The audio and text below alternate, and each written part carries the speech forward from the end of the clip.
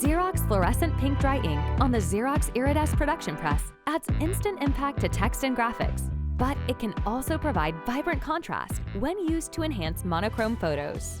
By selectively enhancing the text and lines, along with the ballerina's dress and shoes, we can really bring this monochrome poster to life.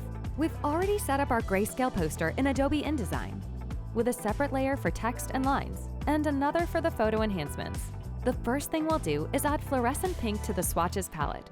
Open the Swatches palette and select New Color Swatch. And change the color mode to Pantone Plus Solid Coated. And select Pantone Pink C as the analog color.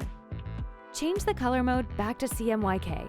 Leave the color type as Spot and rename the swatch to FPink, typed exactly as you see here, before clicking Add. Now on to the text and lines layer. Select the lines and change the stroke fill from white to fluorescent pink. We'll add a fluorescent pink gradient to the text by opening the gradient palette and dragging the FPink swatch to the black swatch. Select both blocks of text. And then, using the gradient tool, draw the gradient fill. Now let's focus on the photo enhancement. In this case, we're going to add a gradient to the ballerina's dress and shoes. First, we'll duplicate the ballerina layer and rename it Ballerina FPink, making sure it is above the original monochrome layer.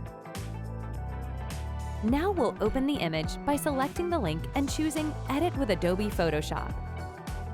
You'll need to create a selection for the dress and shoes, which we've already done here. So we'll unlock the layer and go to Select, then Load Selection. Let's start by selecting the dress. Go to the Edit dropdown, select Fill, and fill the dress with black. Inverse the selection and delete the background. Now we'll convert the image to monochrome fluorescent pink by going to the Image dropdown, selecting Mode, and then Duotone. We'll click on the swatch, select Pantone Pink C, and rename it FPink. Now our fill has changed from 100% black to 100% FPink. We are going to want to control the gradient for the dress separately from the gradient on the shoes.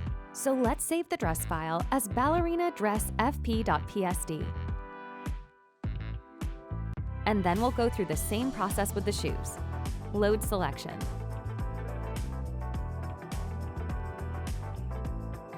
Black fill, then change it to FPink before saving as a separate PSD file.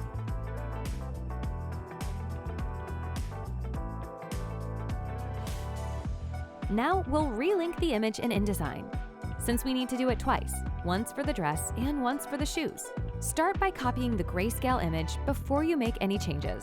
Relink the image to the ballerina dress FP file you just created in Photoshop. And there's the pink dress.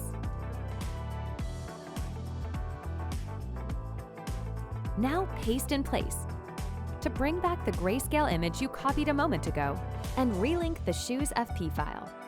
Now the shoes are fluorescent pink too. Next, we'll add the gradient. Select the dress and click on the Gradient Feather tool. We want the dress gradient to start at about 50%, so we'll start our line well beneath the image area.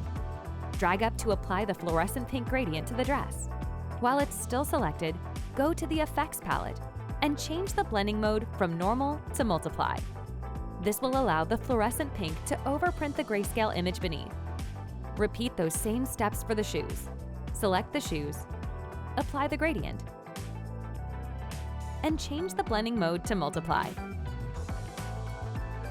Voila! Be sure to let your print provider know you've designed for fluorescent pink. See the Iridesse CMYK Plus design and file prep guide for more ideas, tips, and detailed instructions on how to configure your PDF settings for output.